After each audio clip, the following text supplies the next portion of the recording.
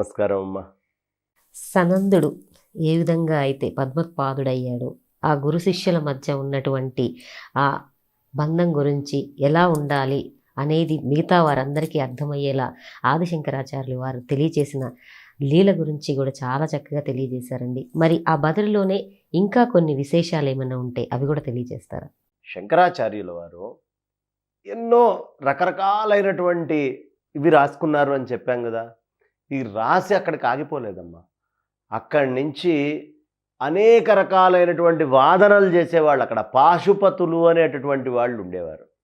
ఈ పాశుపతులు ఏం చేసేవాళ్ళు అంటే, ఈ నిమిత్త కారణం ఏదైతే ఉందో అన్నిటికీ పరమేశ్వరుడే, పరమేశ్వరుడికి జీవుడికి భేదము ఇవన్నీ తీసుకొని వస్తూనే నిమిత్త కారణం పరమేశ్వరుడు అని చెప్పేవాళ్ళు. అప్పుడు శంకరాచార్యులు వారు వాళ్ళని రకరకాలైనటువంటి ప్రశ్నలు వేశారు. ఎండమావులకి ఎడారికి అన్న సంబంధం ఉంటుందా? కానీ ఎడారిలోనే ఎండమావులు ఉంటాయి. అవునండి, ఎడారిలోనే ఎండమావులు ఉంటాయి. అట్లా ఎడారికి ఎండమావులకి సంబంధం ఉండనట్టుగానే ఈ రెండు కూడా మీరు చెప్తున్నది సరిపోదయ్యా. ఒక్క మృత్తు అంటే మట్టి గురించి నీకు తెలిసిందనుకో అమ్మా. మట్టి గురించి తెలిస్తే మట్టి చెంబు, మట్టి ముంత, మట్టి పిడత, మట్టి మూత, మట్టి బిందె, మట్టి కుండ అన్నీ తెలిసిపోతున్నాయిగా. మట్టికి సంబంధించిన బొమ్మలు అన్నీ తెలుస్తున్నాయిగా. ఒక్క మట్టి గురించిన జ్ఞానం ఉంటే మట్టికి సంబంధించిన మిగతా అన్నీ కూడా నామరూపాల తేడాలే తప్ప అంతా మట్టి ఎలాగో అలాగే ఈ పరమేశ్వరుడు అనేటటువంటి వాడి తత్వం నీకు అర్థమైతే మిగతావన్నీ నామరూపాలుగా నువ్వు చెప్పుకుండేదే కానీ అంతా పరమాత్మమయమేనయ్యా. కాబట్టి నువ్వేదో పరమాత్ముడు వాడి దయ ఇలా మాట్లాడావనుకో, ఒకవేళ నువ్వన్నట్టుగానే అంతా పరమాత్ముడి యొక్క దయ వల్లే ఈ సృష్టి అంతా నడుస్తుంది అంటే, మరి అంత దయగలిగినటువంటి పరమాత్ముడు దయమాలి ఉత్తమ మధ్యమ అధమములైనటువంటి వాటిని సృష్టించకూడదుగా. అలా సృష్టిస్తున్నాడు అంటే ఆయనకు పక్షపాతం ఏదో ఉందనేగా. అలాంటిది మనం చెప్పగలమా? లేదు. అంతా ఒకటే, అంతా పరమేశ్వరుడే ఉన్నాడు. రాగద్వేషాలు అనేటటువంటివి ఆయనకు మీరు కల్పించిన వాళ్ళు అవుతారు అని చెప్పారు శంకరాచార్య వారు. ఇలా వాళ్ళతోటి రకరకాలైనటువంటి విషయాలు చెబుతూ పాశుపతులు జీవుడికి ఈశ్వరుడితో సమత్వము రావడమే, ఆయనతోటి ఈక్వల్ కావడమే కొన్ని లక్షణాలు వస్తాయి అని చెప్తారు. చెప్పి ఈక్వల్ అవడం ఏమిటి? ఈక్వల్ అవ్వడం అనేటటువంటిది ఉండే అవకాశమే లేదు. నువ్వు ముక్తి చేసి ఆ ధ్యానము అనేటటువంటిది ఒక భావమే. ఆ భావము అనేటటువంటిది కూడా శాశ్వతం కాదు కదా. అంటే నీ ఎక్స్పెక్టేషన్, కొంతమంది ఇట్లా కూర్చొని ధ్యానంలో నాకు అది కనిపించింది, ఇది కనిపించింది, నాకు ముక్తి వచ్చేసింది అంటారు. అవి కూడా నీ భావనలే కదా. నువ్వేం భావనల్ని దాటావా? కాబట్టి భావనలతోటి కూడిందేది ముక్తి అయ్యేటటువంటి అవకాశం లేదయ్యా. ధ్యానభావము ఇవన్నీ కూడా ముక్తి లభించదు. శాశ్వత ముక్తి అనేటటువంటిది లభించాలంటే జ్ఞానాదేవతు కైవల్యం. లేదండి ముక్తి దిశలో జీవులకి శివ గుణాలన్నీ కూడా సంక్రమిస్తాయన్నాడు ఇంకోడొచ్చి. అలా ఎలా సంక్రమిస్తాయి అంటే, పువ్వు యొక్క గంధము ఎలా అయితే గాలిలోకి ఇట్లా వ్యాప్తి చెందుతుందో అలా అన్నారు. పువ్వు యొక్క గంధము గాలిలోకి వ్యాప్తి చెందుతోంది కానీ గాలిది గంధం కాదుగా. గంధం పువ్వుదే కదా. కాబట్టి గాలే, పువ్వే అవుతుంది. పువ్వు యొక్క గంధాన్ని అది ఒక సారథిలాగా తీసుకెళ్తోంది. కానీ పరమాత్మ తన గుణాలని సారథిలాగా తీసుకెళ్తున్నాడు. గుణాలు కొన్ని వస్తాయి అని చెబితే ఆ గుణాలు లేకపోతే ఎప్పటికి రావు, ఉంటే స్వతసిద్ధంగా ఉండాలి. ఇవి కాబట్టి ఇవి పెద్ద వేదాంత స్థాయికి చెందినటువంటి ఇలాంటి చర్చా విషయాలు అనేక శంకర్లు చేశారు. అయితే నిన్నటి రోజున చెప్పుకున్నాం, మనకి సనందుడు అనేటటువంటి వాడు ఎంత పద్మపాదుడు ఎలా అయ్యాడు అనే విషయాన్ని నిన్న మనం చెప్పుకున్నాం కదా. సనందుడు పద్మపాదుడు ఎలా అయ్యాడో మనకి తెలిసింది కాబట్టి మిగతా శిష్యులందరూ కూడా మారారు. అయితే మరి ఒకే గురువు గారు కదండి అంటే, ఒకే సూర్యుడు పైనుంచి వస్తున్నా ఈ ఒకే సూర్యుడి వల్ల కొన్ని కమలాలు పూర్తిగా విచ్చుకుంటాయి, కొన్ని మొగ్గలాగానే ముడుచుకొని ఉంటాయి. ఈ విచ్చుకోవటం అనే దానికి సూర్యుడికి ఏమన్నా సంబంధం ఉందా? ఆయన ఒకటే కిరణాలని పంపిస్తున్నాడు. వీళ్ళ యోగ్యతల్ని బట్టి విచ్చుకుండే కమలమేది, ముడుచుకొని ఉండే కమలమేది అనేది ఉంటుంది. శిష్యులు కూడా అంతే, ఒకప్పుడు విచ్చుకొని ఒకప్పుడు ముడుచుకొని ఉండేటటువంటి వాళ్ళు. కానీ ఏదో ఒకనాడు విచ్చుకుండేట్టు చేయగలిగినటువంటి వాడు కాబట్టే గురువు. వాడు విచ్చుకుండేదాకా కిరణాలను ఇస్తూనే ఉంటాడు. జ్ఞాన కిరణాలను ఆయన ప్రసారం చేస్తున్నాడు గురువు. కాబట్టి ఈ అద్భుతమైనటువంటి జ్ఞాన కిరణాలని శంకర భగవత్పాదాచార్యులు వారు ఒక్కొక్కళ్ళని ఖండిస్తూ చేసుకుంటూ వెళ్తున్నారు. ఇలా చేస్తూ ఆయన బ్రహ్మసూత్రాల భాష్యం పూర్తయ్యేటప్పటికి 16 ఏళ్ళు వచ్చినాయమ్మ. అప్పుడు ఒక బ్రాహ్మణోత్తముడు ఇలా వచ్చాడు. ఆ బ్రాహ్మడు ఎవరో కాదమ్మా, మామూలు బ్రాహ్మడు అనుకుంటున్నావా? కాదు, సాక్షాత్తు వ్యాసుల వారే ఒక ముసలి బ్రాహ్మణ రూపంలో వచ్చారు. ఈయన పాఠం చెప్తున్నారు. పరీక్షించడానికా అండి? పాఠం చెప్తున్నారు. పాఠంలో సూత్రం వచ్చింది తదంతరే అని. ఈ తదంతరే అనేటటువంటి సూత్రం దగ్గర శంకరాచార్యుల వారిని, అయ్యా ఏది మీరు పిల్లలకు చెప్పిన పాఠం మళ్ళీ చెప్పండి అని అడిగాడు. వచ్చి అడిగితే శంకరాచార్యుల వారు బ్రహ్మాండంగా చెప్పారు. వ్యాసుల వారు ఊరుకోలా, దాన్ని ఖండించారు. ఖండిస్తే మళ్ళీ శంకరులు ఊరుకోలా, తిరిగి దానికి మళ్ళీ ఇంకో విధంగా సమాధానం, మళ్ళీ చెప్పిన దాంట్లో వ్యాసుల వారు ఖండించడం, వీరు మళ్ళీ చెప్పడం. ఇట్లా 8 రోజుల పాటు ప్రశ్న సమాధానం ఇద్దరు వేసుకుంటూనే కూర్చున్నారు. 8 రోజుల పాటు 8 రోజుల పాటు పద్మపాదుల వారు చూశారు. వచ్చిన ఆయన సామాన్యుడు కాదు. ఎందుకంటే మా గురువు గారితో ఇంతసేపు మాట్లాడగలగడం అనేది చిన్న విషయం కాదు, అది అందరూ మాట్లాడలేరు ఇంతసేపు అని ఒక్కసారి తదేకంగా నమస్కారం చేసి ఆ గురువు గారికి సలహా ఇచ్చారు వ్యాసుల వారు. వెంటనే శంకరాచార్యుల వారు స్తోత్రం చేశారు. చేస్తే వ్యాసుల వారు వారి స్వస్వరూపంతో కనిపించారమ్మా.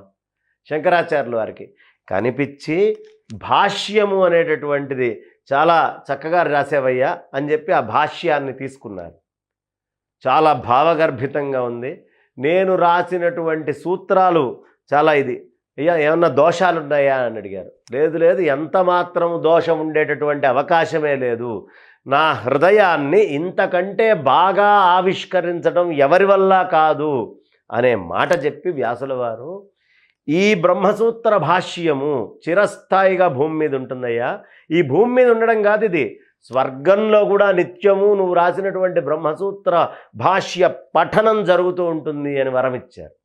ఇస్తే శంకరాచార్యులు వారు అన్నారు, స్వామి చాలా ధన్యవాదాలు. నేను ఈ భూమి మీదకి వచ్చినటువంటి పని, ఎందుకంటే నాకు 8 సంవత్సరాలే ఉన్నాయి. సన్యాసం తీసుకునేటప్పటికీ ఆతుర సన్యాసంతో 8 సంవత్సరాలు పెరిగినాయి. ఇక నేను వచ్చిన పని అయిపోయింది. నాకు మీరు అనుమతిస్తే ఈ అవతారం నేను చాలిస్తాను అన్నారు ఆదిశంకర్. అంటే 16 సంవత్సరాలు మణికర్ణికలోకి వెళ్ళి నేను దేహత్యాగం చేస్తాను అన్నారు. వెంటనే ఆపారు వ్యాసుల వారు, కాదయ్యా నీతోటి ఇంకా పని ఉంది. 16 సంవత్సరాల పాటు నువ్వు ఆగకుండా వెళ్ళి వాదనలు చేసి ఈ భూమి మీదంతా అద్వైత ప్రతిష్ఠ చేయాలి. ఇంకా 16 సంవత్సరాలు దిగ్విజయం చేయాలి అని చెప్పారు. అంటే అదేమిటండి, నా వల్ల అవుతుందా, నేనంత దిగ్విజయం చేయగలనా అన్నారు శంకర్లు. అంటే నువ్వే చెయ్యాలయ్యా, నువ్వు తప్ప ఇంకెవరు చేయలేరు. ఓ పక్కన శివుడు గొప్ప అని విష్ణువుని దూషించేవాళ్ళు తయారయ్యారు.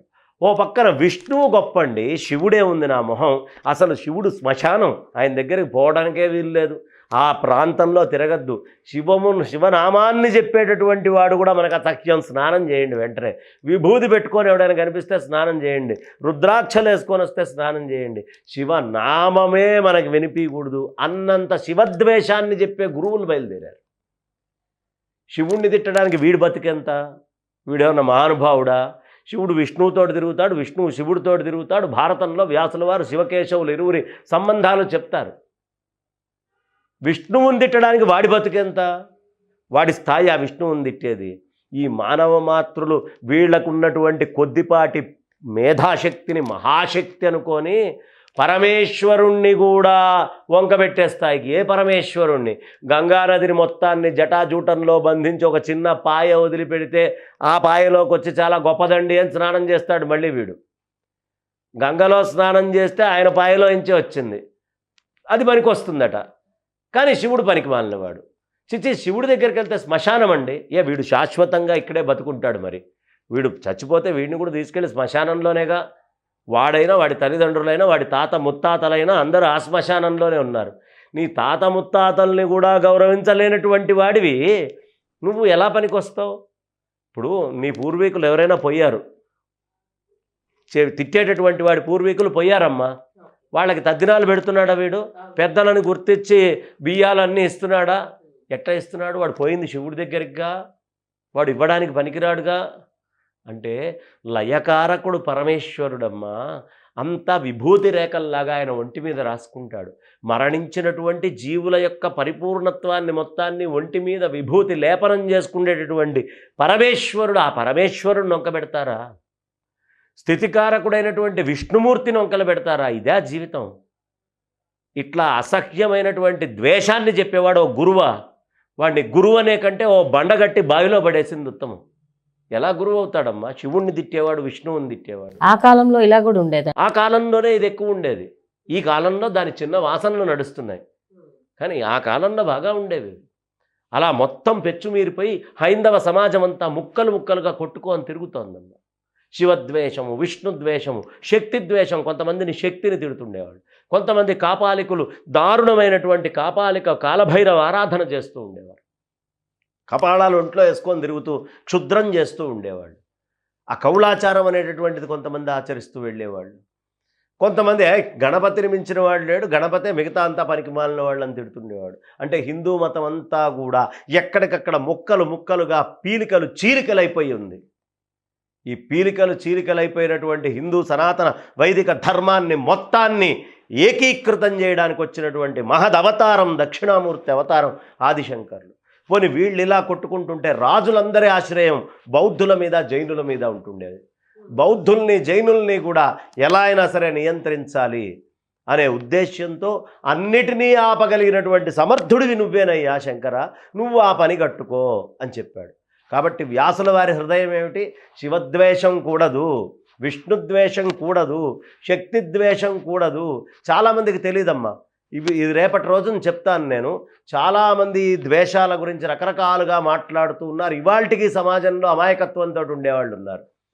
వాళ్ళందరి యొక్క గొప్పతనాన్ని, అసలు వాళ్ళు ఏం కోల్పోతున్నారు ఈ సమాజంలో అనే విషయాన్ని కూడా మనం చెప్పుకుందాం రేపటి రోజున. ఇవాళ ఈ శంకర విభూతి ఇక్కడితోటి స్వస్తి.